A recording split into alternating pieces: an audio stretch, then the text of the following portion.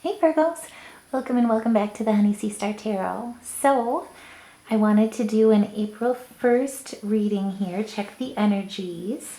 And so to get us started here, let's clear our energy together and take a deep breath in.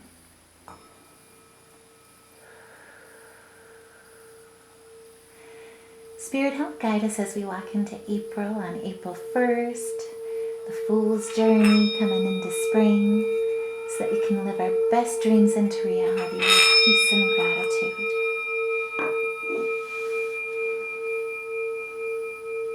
Thank you, Spirit. Okay. So, astrologically as well, April 1st not only brings April Fool's Day, but it also happens for this year at least to bring Mercury retrograde. And so Mercury retrograde will be joining us basically from April 1st to April 24th. So you can feel the energies basically before and after by a couple of weeks. But either way, we are on the official. So to start things off, looks like all of these are flipped here today.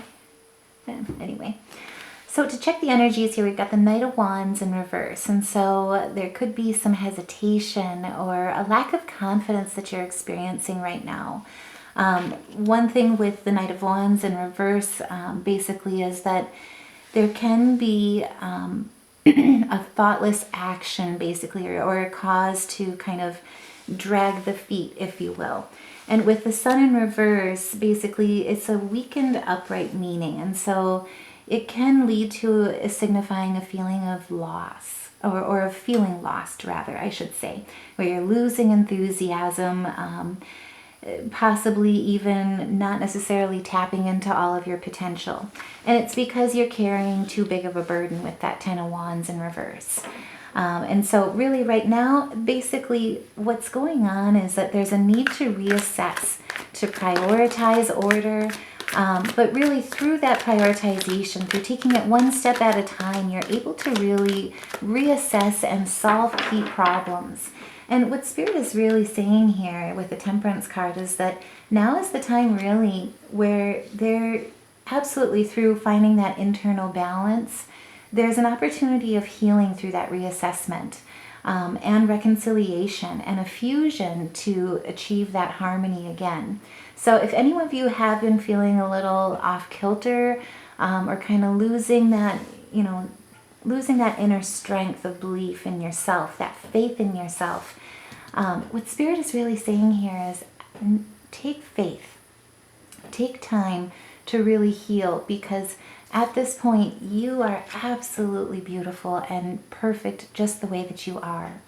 And so don't let that disappointment or discontent, rather, basically lead you to a place that is a feeling of lack or a feeling that causes you to back off due to a feeling of rejection. And so if anyone is resonating with that, by all means, put a heart in the comments below. That way we can help support each other during this time, because really what Spirit is saying here is this is an opportunity to reposition yourself, to reevaluate through meditation, through seclusion, going into that hermit mode, which is what we do best, but really through that shadow work, through that compassion for ourselves as well.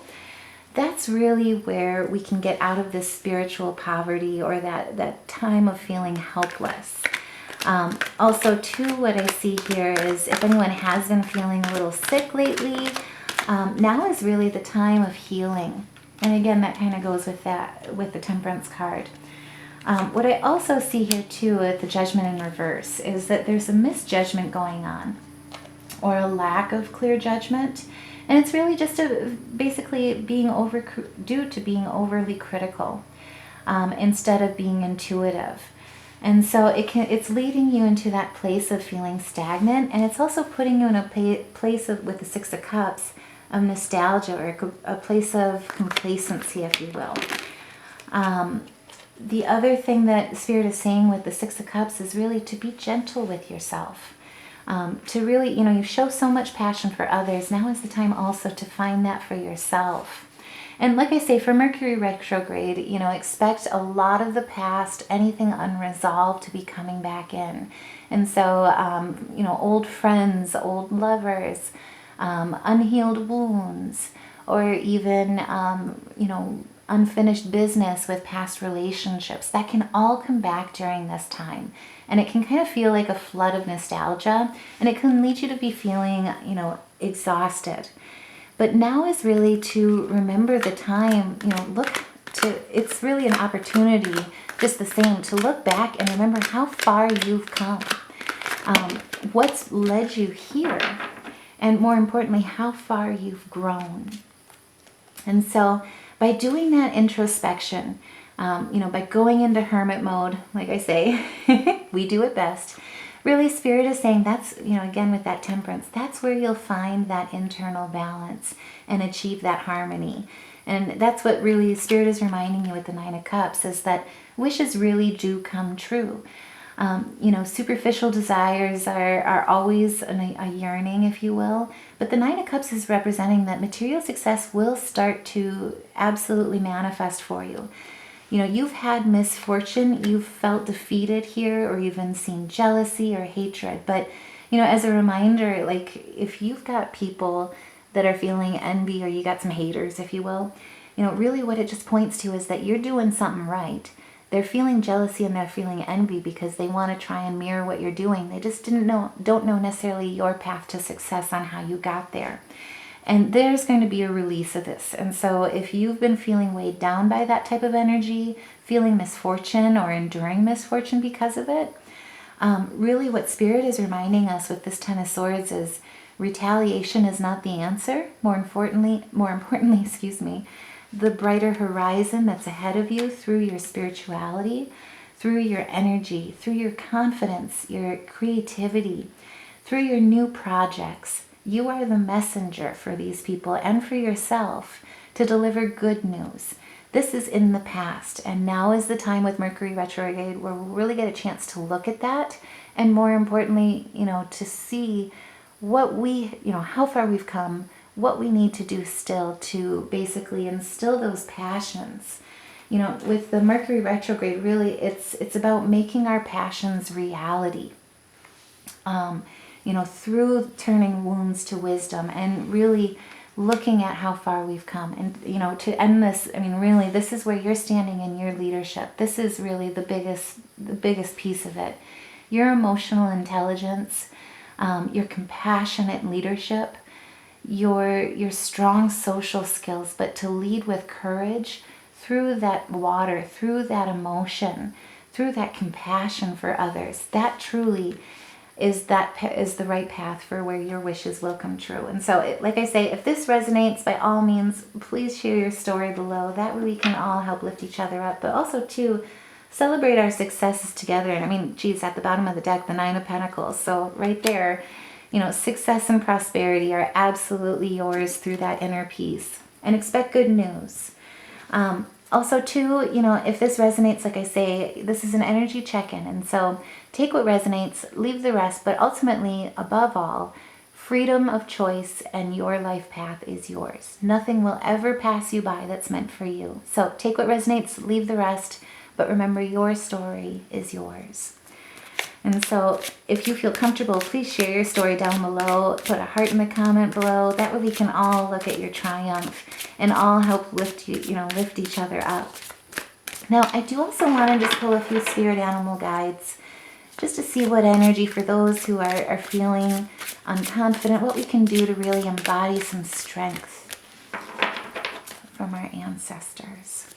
And so Spirit, help guide us with our spirit totems. Thank you.